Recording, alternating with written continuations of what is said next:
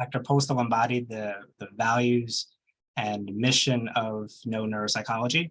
She was a staunch advocate for our specialty well before advocacy became in vogue. She understood really at its core that to protect and advance neuropsychology and support our patients and our communities, that this required integration rather than isolation with our psychology colleagues, as well as advocacy at the local and the state levels. In addition to serving as president of the American Academy of Clinical Neuropsychology and her leadership in APA Society for Clinical Neuropsychology, Dr. Postal served as president of the Massachusetts Psychological Association and the Massachusetts Neuropsychological Society. She was a founding member of the Interorganizational Practice Committee, the IOPC, and critically involved in AACN's Relevance 2050 and the recent Minnesota Update Conference.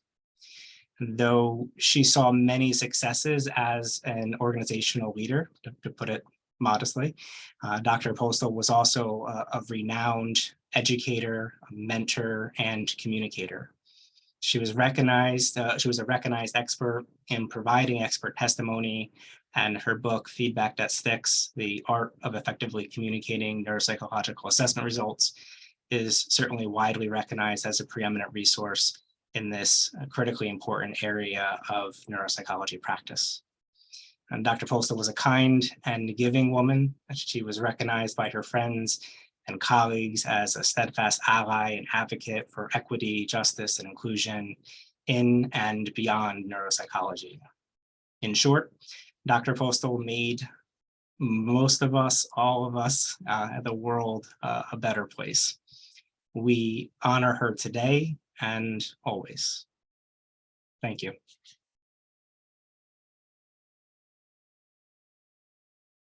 Thank you so much for that tribute, Dr. Sperling. And so, hi everyone, we're gonna get started with our No Neuropsychology lecture. And my name is Bernice Owens, and we're so pleased that you could all join us for this week's lecture in Volume 7 of our The No Neuropsychology Didactic Series that brings you lectures from experts in the field covering different topics each week. And this series was created by trainees and early career neuropsychologists, including standing members of the No Neuropsychology Board, as well as other members of the No Neuropsychology Committee. We would like to thank our 2023 sponsors for their generous financial support of this series. And additionally, we are looking forward to seeing you all at the AACN 2023 Hybrid Conference in Washington, D.C. Even if you don't attend in person, all registrants get access to conference talks online for 2 months after the event. Registration ends May 31st, and we'll see you in DC.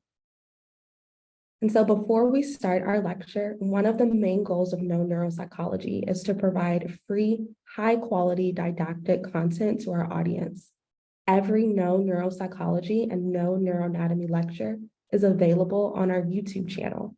So be sure to check it out, subscribe, and like our lectures to get first access to new content. And new to No Neuropsychology is our collaboration with APSIN to bring you learning and discussion questions that are provided with specific lectures content. And you can access these on our website and through APSIN.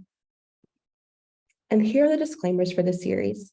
This training is not meant to replace formal education in neuropsychology, and the views of the speakers are their own. Questions can be submitted via the Q&A box on the lower left of your screen, and a recording of today's lecture will be provided on our website and YouTube channel later this week.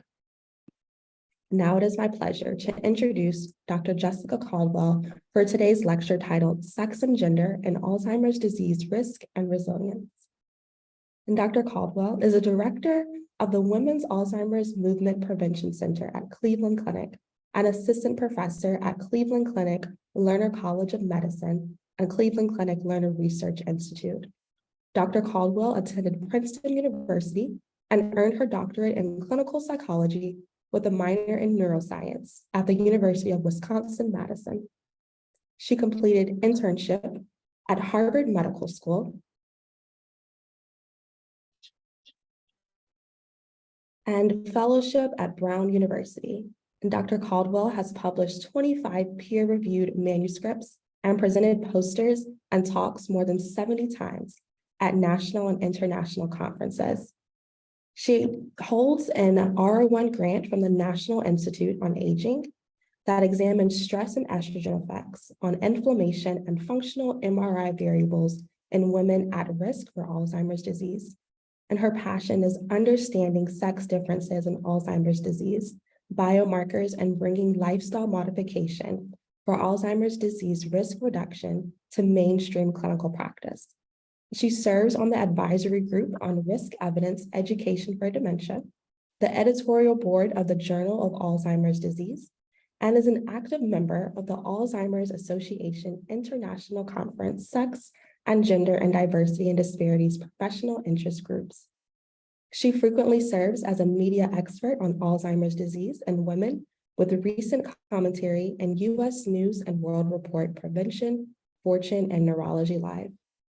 Dr. Caldwell, thank you so much for joining us today, and we are so excited for your lecture. Thank you so much for having me, and thank you for all of the organizers for what you do with No Neuropsychology. This is so wonderful. Thank you everyone too for joining today. So I will talk about sex and gender in Alzheimer's risk and resilience. I don't have any disclosures. I do receive funding from the below grants and foundations. So why consider sex and gender in research in general?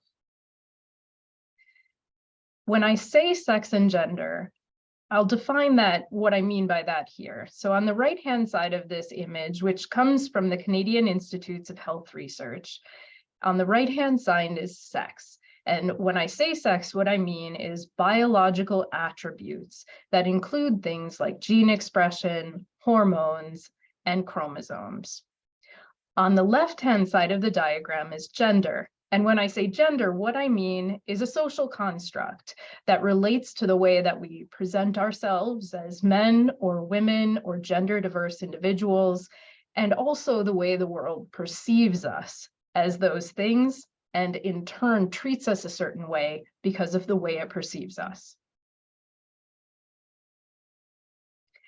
Here I'm showing a figure from a movement disorders paper, so outside of my typical field, but I think this image does an excellent job of showing how sex differences, and I would say sex and gender differences, are both influenced by a variety of factors and in turn influence many, many things that are relevant to the study of disease.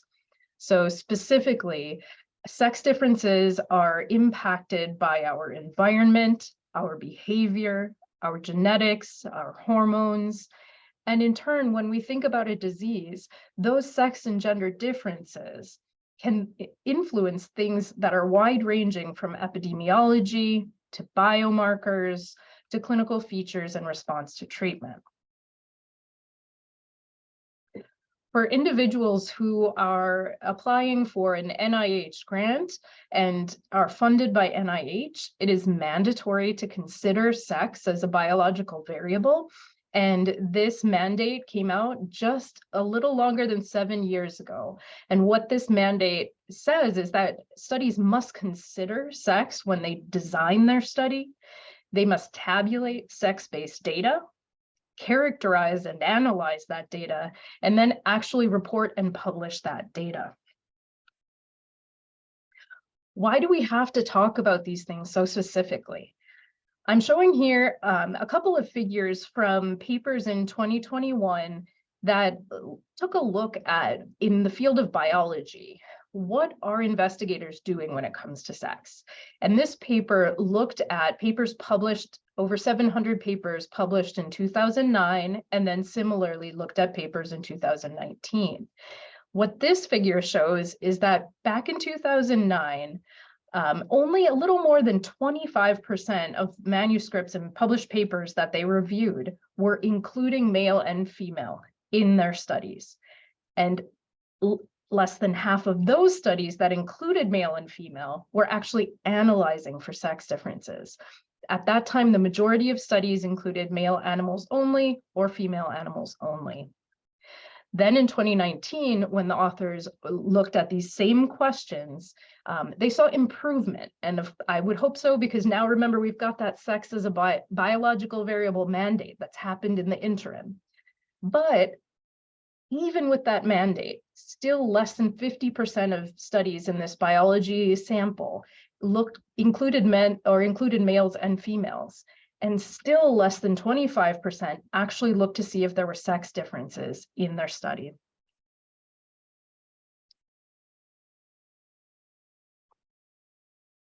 So taking this a little bit further, the authors looked at, in 2019, of those articles that actually included sex as a factor, how did they interpret their findings? So this is a sample of 2019, 147 articles, and more than a third didn't look at sex as a factor.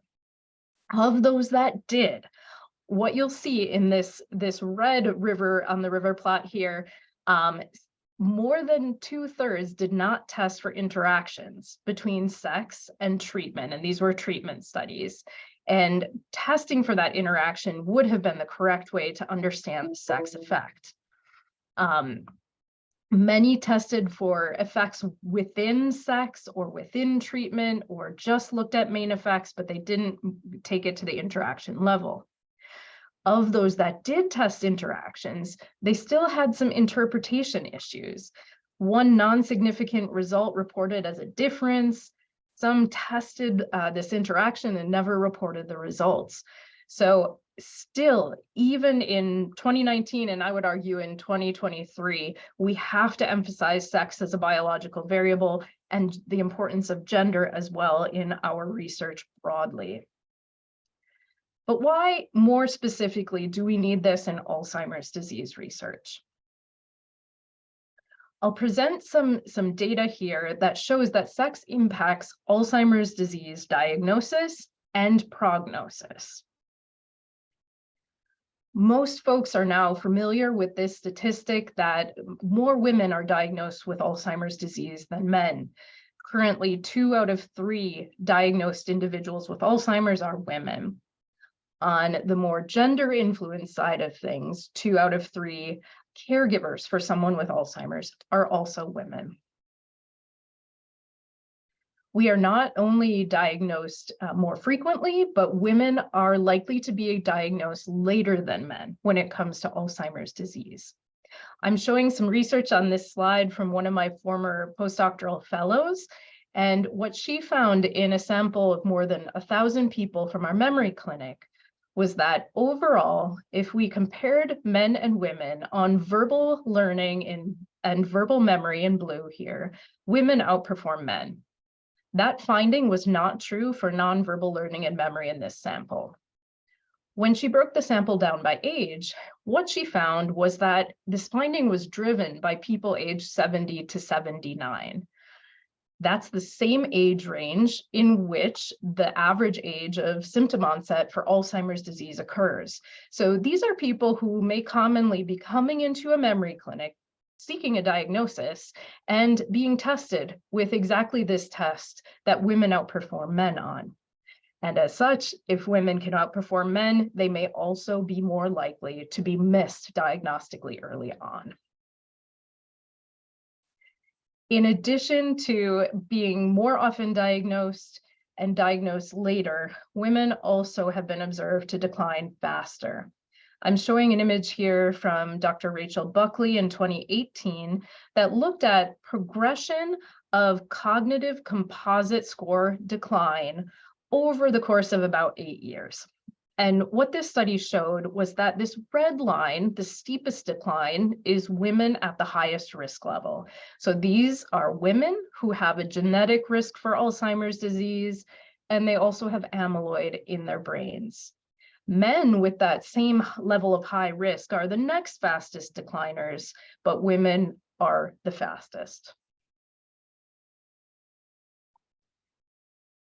Sex also, beyond diagnosis and prognosis, sex impacts Alzheimer's disease biomarkers. So when I say biomarkers, I'm referring to amyloid, tau, and neurodegeneration. So amyloid is the protein in Alzheimer's disease that builds up interneurally and interferes with neuronal function. Tau is the protein that the tangles build up within neurons. And then finally, neurodegeneration is the atrophy or shrinkage of the brain that's caused, we think, by these processes. When it comes to what sex does for these biomarkers, something that's really been striking to me is that sex impacts the way these biomarkers interrelate, which may then relate back to those trajectory differences. So I'll show a few examples here from other groups.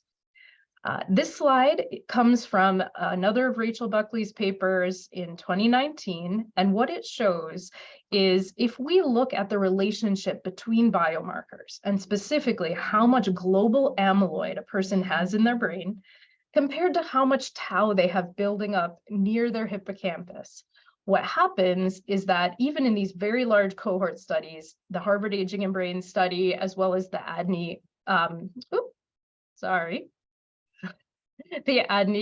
study, what you can see is that women in orange, as compared to men in blue, have a tighter, closer relationship, such that the more amyloid, the more tau.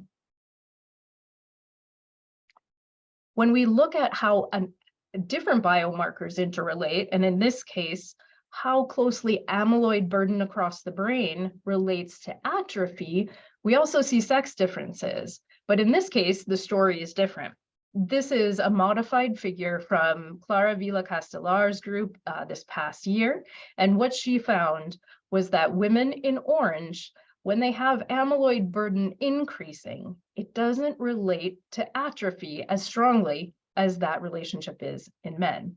So women might have more amyloid going along with more tau in their brain, but that might not relate to neurodegeneration at the same time as it does for a man. So these interrelationships among biomarkers are also seen in just a very few studies beginning to come out with blood-based biomarkers. So we're moving beyond these brain-based imaging biomarkers. I'm showing here a figure from Dr. Sarah Banks's group in the past year, showing that if you look at the biomarker tau in blood, and you try to compare it to tau in the brain based on tau PET, what you find is that those two measures correlate more strongly in women than they do in men in teal here. All right. So hopefully I've been convincing that we need to look at sex in research, and we need to look at sex when it comes to Alzheimer's in particular. But how does sex and gender impact Alzheimer's disease risk? How does this set us up differently to have this disease or resist this disease? So what I'm going to do, I'm really actually excited because this field has grown so much in the past few years that I can't talk about everything in one talk. So I'm going to give some snapshots on this slide about how sex impacts risk, and then I'll go into detail on a few of those risks in later slides. So we know with the data and research that's been done to date that sex does impact risk for Alzheimer's regarding our genetics, our hormones, as well as comorbidities and lifestyle. With respect to genetics, one example is that when it comes to the ApoE4 allele, which is the most common risk gene for late onset Alzheimer's disease, studies have shown that women having a copy of that allele are up to 4 times more likely to get Alzheimer's disease than men with the same exact genetic risk. When it comes to comorbidities, one example is diabetes. So diabetes is a medical condition that's listed as a modifiable risk for Alzheimer's. People with diabetes are more likely than people without to get Alzheimer's disease. And there are sex differences in the way that it works. One example of this is that before age 70, women with diabetes outperform men with diabetes on measures of verbal memory. And that's exactly the same pattern that happens in the general population. But after age 70, the picture changes. Here, women over 70 who have diabetes show a greater pattern of brain atrophy and more decline cognitively than men do after 70. Another type of comorbidity that has a sex difference is cardiovascular disease. So cardiovascular disease is associated with poorer cognitive outcomes in aging. It's actually more common in men as a diagnosis, but when women have it, they are 1.5 times more likely to experience Alzheimer's than men with cardiovascular disease. When it comes to lifestyle, there are a couple of factors that I'll highlight, and the first one is physical activity. Physical activity is also considered a modifiable risk for dementia and Alzheimer's disease. So if you're not active, it's a risk. And we know that women are twice as likely to not be physically active than men are, placing us at higher risk just because we have more of this risk factor around. Cognitive activity is another lifestyle factor of interest. We know that finishing high school is protective against Alzheimer's and dementia, and staying cognitively active, especially when it comes to learning and cognitive challenge, is thought to be protective as well. When it comes to people who are not cognitively active, people who say they are not engaged cognitively, it's not great for risk. In men, it increases risk of Alzheimer's disease 1.7 times above cognitively active men, but the case is worse for women. So women who are not cognitively active are 2.6 times more likely than their cognitively active counterparts to get Alzheimer's disease. Okay. So now what I'll do is I'm going to go into a bit more detail on ApoE, some hormones, and some comorbidities and lifestyle factors to bring us a little bit deeper here. When it comes to ApoE, as I mentioned, it impacts women's risk. It appears to impact that to a greater extent than men's. And I'll bring up this graph again, where women are declining most quickly when it comes to Alzheimer's disease and cognitive decline after diagnosis. And it's not just women, it's women at high risk, and ApoE4 is part of that risk. So how does this mechanistically operate? This is a question that's still under active evaluation and testing, but some ideas and possibilities are listed here. So we know that ApoE4 comes with some sex-dependent impacts, and those things happen when it comes to E4 effects on amyloid accumulation, E4 effects on tau burden, and also E4 effects on microglial expression, which is a marker of brain inflammation, which we know plays a facilitative role in amyloid and tau aggregation. We've also seen in recent studies that there are sex-dependent impacts of ApoE4 when it comes to something called the brain age gap. This is just a measure of how the size of the brain at a given age is similar or different to the size that would be expected at that age based on a normative reference. At the same time, when thinking about sex-based and sex-interactive effects of ApoE, it's important to remember that sex isn't the only thing that interacts with ApoE or that matters when we think about this genetic risk. There's been excellent work recently showing that race and ethnicity matter when we're thinking about how significant a risk ApoE4 is. And in particular, studies have shown that Black and African American individuals, as well as Native American or American Indian individuals, may have less risk for Alzheimer's associated with ApoE4. Beyond those factors, ApoE4 and sex may also get more complicated in terms of risk if we think about a whole person in terms of their lifestyle, like their physical activity, as well as BMI or body composition. And some of those interactions may not be as intuitive as you might think. So I'm showing a graph here that in a large study, researchers looked at how BMI over from lower to higher related to that brain age gap. In this case, brain age gap, the more negative it is, the better it is. It's preserved, or it's a younger looking brain than expected. And what these researchers saw was that people who had a copy of the E4 actually had a younger looking brain if they had a higher BMI. And this finding was driven by women. So this might not have been what they hypothesized, given that obesity is a risk factor for Alzheimer's disease and dementia. So the story has a lot more work to be done. And I will just mention that this factor BMI has had significant criticism and very likely is not the best measure when we're talking about risks. All right, so beyond ApoE4, sex also impacts other risk factors, and one of those is hormones. So I didn't mention anything about hormones on that initial snapshot slide, and I'm going to go through some of the findings now on estrogen. So we know that estrogen is supportive of memory.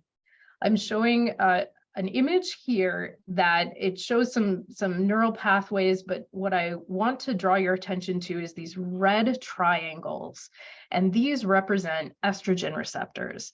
They're all over the brain, which might be surprising, and they're especially well represented in the hippocampus. Estrogen is memory supportive. In addition, as it says on this slide, greater estrogen exposure over the lifetime has been linked to less dementia and specifically less Alzheimer's disease. Estrogen also is directly related to biomarkers for Alzheimer's disease. In animal models, and typically rat and mouse models, estrogen has been shown to decrease amyloid.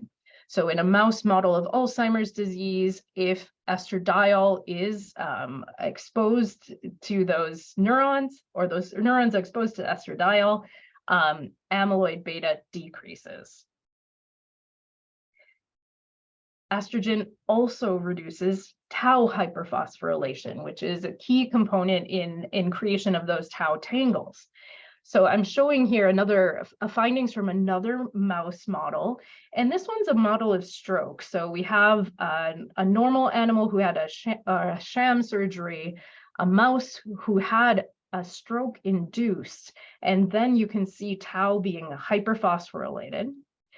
And then we have a mouse who had the stroke induced, and then estrogen was, or estradiol was also given. And what you can see here is that there is less tau hyperphosphorylation on the stain. Estrogen also supports cell survival, so it hits that neurodegeneration biomarker as well. So here I'm showing data from another mouse study that shows that we have some hippocampal neurons here, and we expose them to amyloid beta and neurons die. The green represents healthy active neurons. On the bottom, if we have an animal who is exposed to estrogen, they've got normal neurons. We expose the estrogen exposed animal to amyloid beta, and some neurons die, but not nearly as many, significantly fewer. Given all of the findings when it comes to estrogen, one of the big areas of research right now is menopause. So is menopause why women and men look so different when it comes to Alzheimer's disease?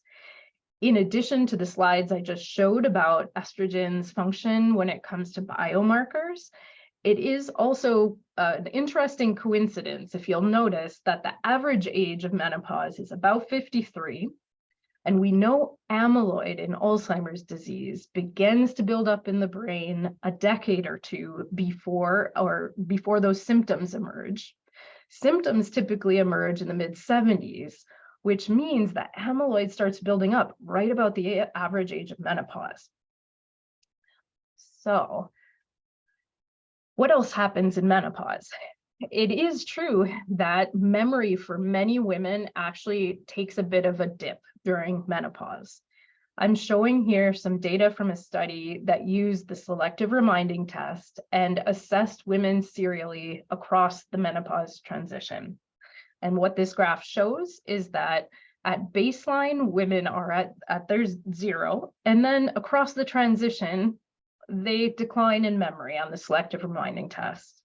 But that decline rebounds and typically is no longer statistically significant after postmenopause. That same kind of dip pattern also is observable in aspects of brain structure and brain function.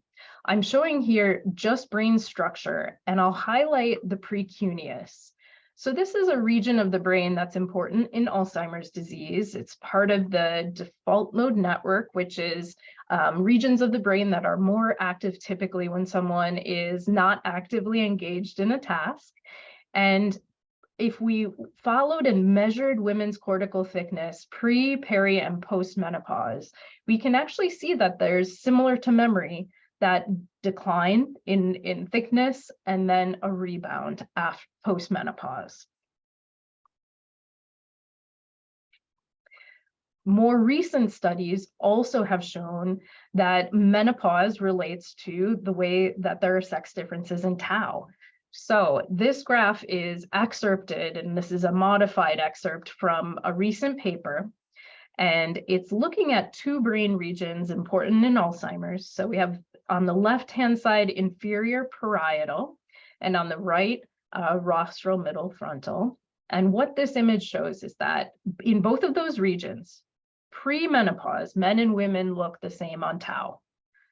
But when it comes to post-menopause, women have higher levels of tau. Same here. So again, we're seeing differences that are demarcating at menopause. I mentioned at the top of this hormone section that really it's estrogen that's received the most attention when it comes to menopause and hormones in Alzheimer's disease. But it's definitely not the only thing that changes at menopause. And one that I've circled here on this graph is FSH. This is follicle stimulating hormone, and rather than dropping at menopause, it increases. So one recent study, again in a mouse model, has looked at what happens if you block FSH. So you eliminate that menopause-like step. And these researchers looked at both female and male mice. So I'll show the female finding first. So in the left 4 boxes here, we have sham surgery and overrectomized or menopause-induced mice who were just given something that's not expected to impact FSH. And what happens with overectomy is that amyloid beta and plasma or phosphorylated tau are found in the brain. On the other hand, this is now on the right-hand side, we have sham and overectomized mice who have also gotten an FSH blocker. So overectomy should induce a menopause-like state, but we're blocking FSH specifically. These mice do not show as much amyloid or as much phosphorylated tau when compared to those who didn't have the blocker. A similar finding is also true in male mice. So if we step away from overectomy, which is, it's parallel to menopause, it's a model, but it's not exactly the same. So the authors also looked at a mouse model of Alzheimer's disease. So male mice who are APP and presenilin 1, And what they found was that both in the cortex of the brain and the hippocampus, these mice are expected to have and showed greater levels of amyloid beta 40 and 42, so both in the cortex and in the hippocampus. But when FSH was blocked in male mice, this increase was significantly less. So it didn't stop amyloid from forming, but it did reduce the amount of amyloid overall in those brains. So next, I'll talk a bit about sex impacting risk factors that relate specifically to comorbidity and lifestyle. And here, there's less work than I wish there was, but I'm going to talk a bit more conceptually about some of the implications of what we do know. Okay. So sex, as I mentioned on that snapshot slide, so it impacts the way diabetes impacts later dementia risk. It impacts what cardiovascular disease might do. And we also know that sex just impacts the likelihood of individuals having other comorbidities.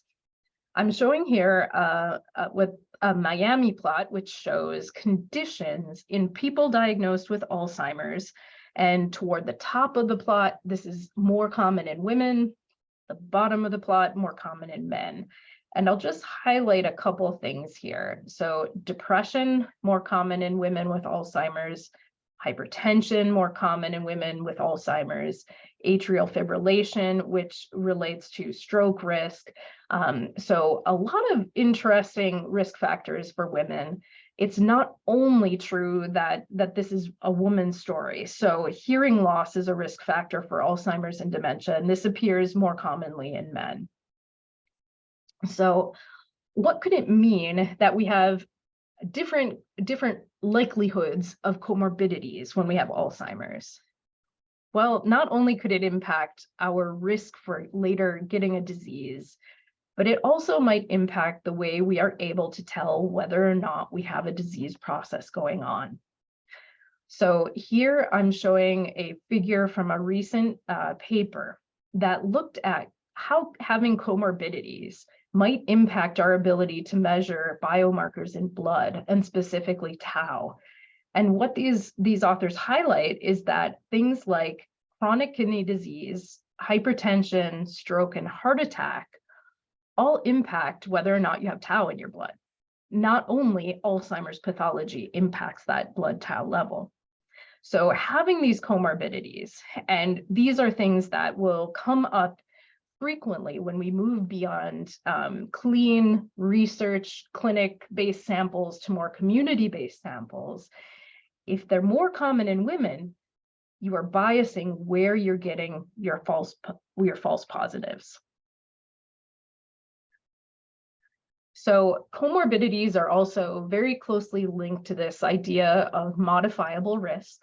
So at present, the research literature supports that about 40% of Alzheimer's cases might have been prevented if we had known about modifiable risk factors decades ago. These do differ.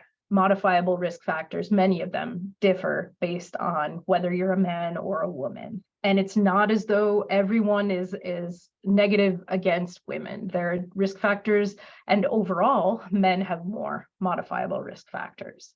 But these do differ and should be taken into account in risk assessment as well as diagnostic assessment. Moreover, they likely differ based on not just sex, but based on when they show up. So if you break risk factor timing down into younger life, middle age, and older adulthood, the sex differences may differ again. The reason that that's important is that when we talk about modifiable risk factors, we often talk about this curve that I'm showing here, which shows that some risk factors are most important earlier in life, like education. Some are more important at midlife, and then others are more important in older age. But sex might impact where on that S curve these risk factors are most relevant. Again, it's not just sex. So race and ethnicity may impact the relevance of these risk factors as well, and the timing. and even region. So globally, your region may impact the relevance of these risk factors. Okay, so next I'm going to shift over and talk about how sex and gender might be relevant in Alzheimer's disease resilience. So here, there's even less data than there is on risk, but I'll highlight a few important aspects and make some suggestions and a plea for others to do this work as well. So I talked a lot about hormones in risk. What about hormone replacement? Is that the answer to hormone-based risk in women? And the answer is maybe, but likely not. So there were large studies in 2013, the Women's Health Initiative Memory Study, that looked at whether or not hormone replacement would be helpful in preventing dementia. And unfortunately, it wasn't. It increased heart disease, it increased breast cancer and stroke, and in women over 65, it increased dementia, and specifically Alzheimer's disease. Most of those risks did go away after the intervention ended, but of course, if you have dementia, then we've got, you're at an end point already. When these data were examined in additional ways, what researchers found was that most of the risks, most of these negative outcomes were coming for women who started hormone replacement when they were long past menopause. So women who were younger didn't tend to have these negative outcomes, but nonetheless, a major caution against using HRT as a blanket preventative. At this point, the research suggests that the value of hormone replacement depends on timing. Women who have early menopause, so menopause that happens before age 45, appear to benefit from replacing that hormone when it comes to long-term brain health. Again, women who are long past menopause appear to be harmed by it. But around the time of menopause, there have been studies that, and these are very large, comprehensive, cohort-based studies that are done based on medical records, have shown that women who take hormone replacement for at least a year around the time of menopause have less dementia and Alzheimer's. But again, it's a complicated story. Does it matter if they have a genetic risk? Maybe. How much genetic risk? So if they have one copy of the ApoE4 allele, some studies have shown that these are the women to treat. They're going to benefit with their long-term brain health. However, studies that are done in rodent models actually show that if you have two copies of the ApoE4 allele, it might hurt your brain health. Do other factors matter, like waist to hip ratio? And can we just work on building a better hormone replacement so that we're giving a hormone that increases benefits without increasing risk? So the bottom line when it comes to hormones is that we need more research.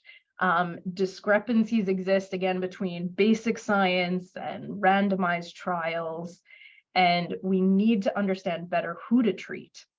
A final note here when it comes to hormones is that there is almost no work done on gender-affirming hormone therapy and the effects of that therapy on long-term cognitive health, despite the fact that we know that there are health disparities in populations that take gender-affirming hormone therapy. Okay. So how could sex impact resilience when it comes to lifestyle? I'll just make a couple of notes here. One is that there are studies that show that cognitive reserve, which is most frequently indexed by education level, might benefit women most. I'm showing here a graph that is from Stern's work, which shows that people who have lower cognitive reserve, again, often indexed by education, tend to meet criteria for dementia earlier, whereas individuals with high reserve tend to have some resilience and it takes a greater amount of time to reach that dementia diagnosis.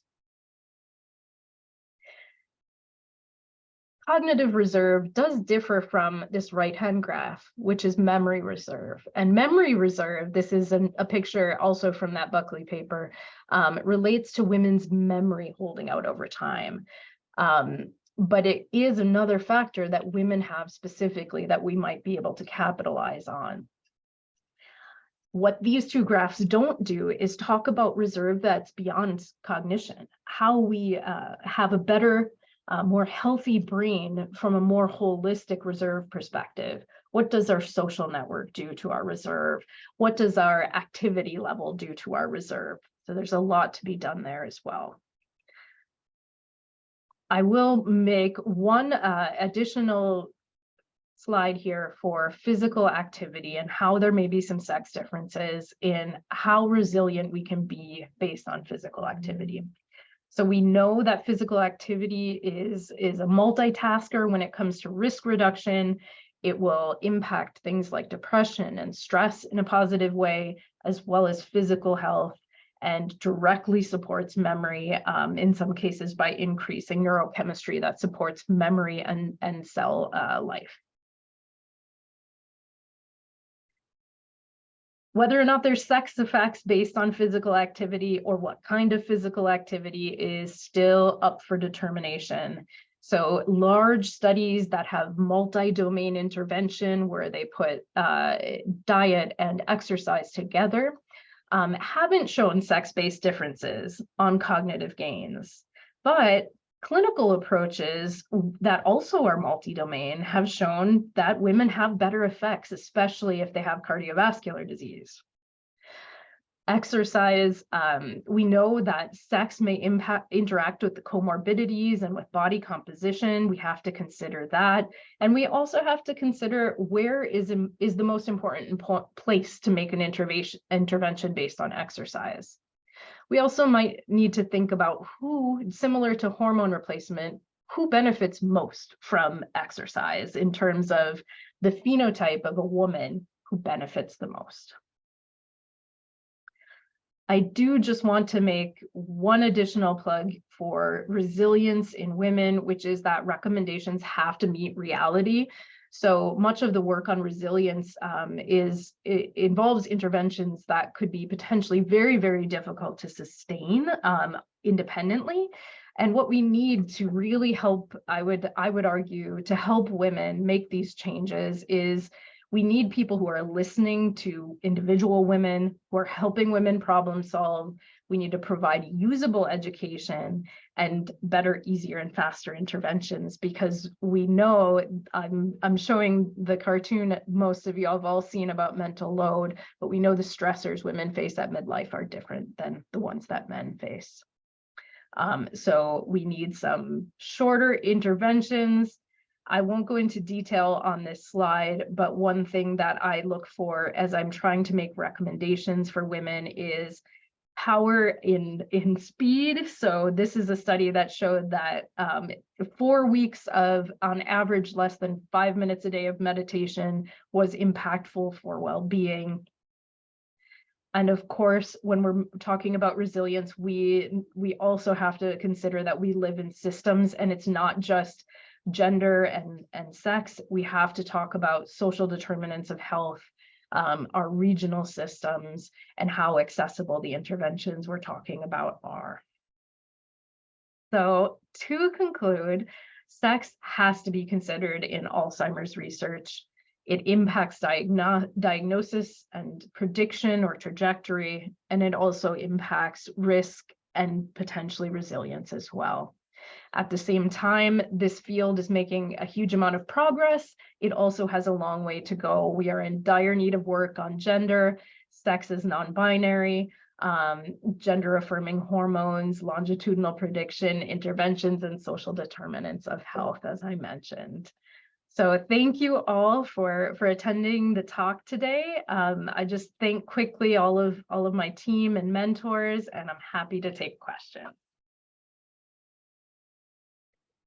Thank you so much, Dr. Caldwell. What a wonderful, wonderful lecture.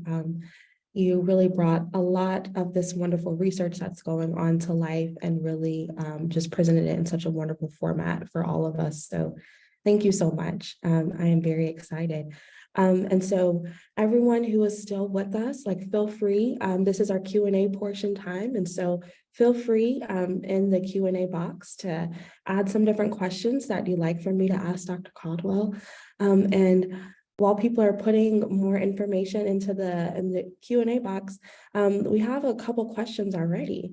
And so a lot of people are interested in that the hormones and the genes that you were mentioning. There was a question about oral contraceptives and that birth control. And so has there been some research, and what does the research kind of look like in regards to the effects of the birth control and Alzheimer's or dementia risk? That's a great question. And I don't know that there's been enough research in this area.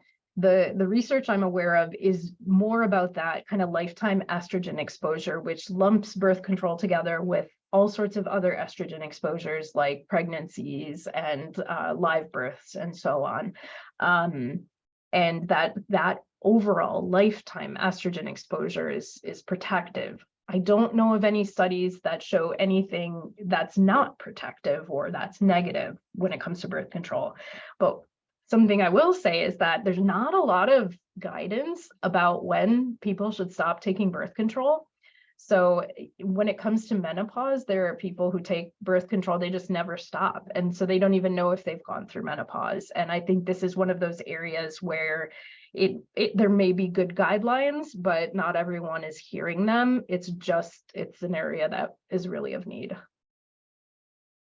Yeah, thank you so much. And you brought up a lot of really important points and aspects. And I'm also wondering, as a lot of us are clinicians, and when we're working individually on that level, and even with the family as well too, how have you learned in your work to kind of like give the information to the family, to the individual, and kind of discussing the risk and that resiliency aspect? Yeah, I think again, another really great question. I think, in my work with risk reduction, I work with people who all know they're at risk. They've got at least one family member with Alzheimer's. They might have a really high concern that they're going to get it.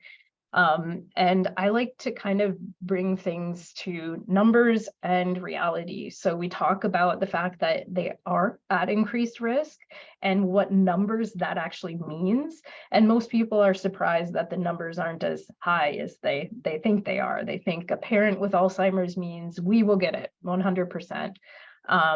And then I talk about resilience as, these are the things that you can control. And there are many, many factors that might put you in that lucky 40% of people who avoid dementia and Alzheimer's. It's not a guarantee, but just kind of really problem solving at a basic level. How can we help you to check off some big ticket items or kind of things that you think could be an easy place to start?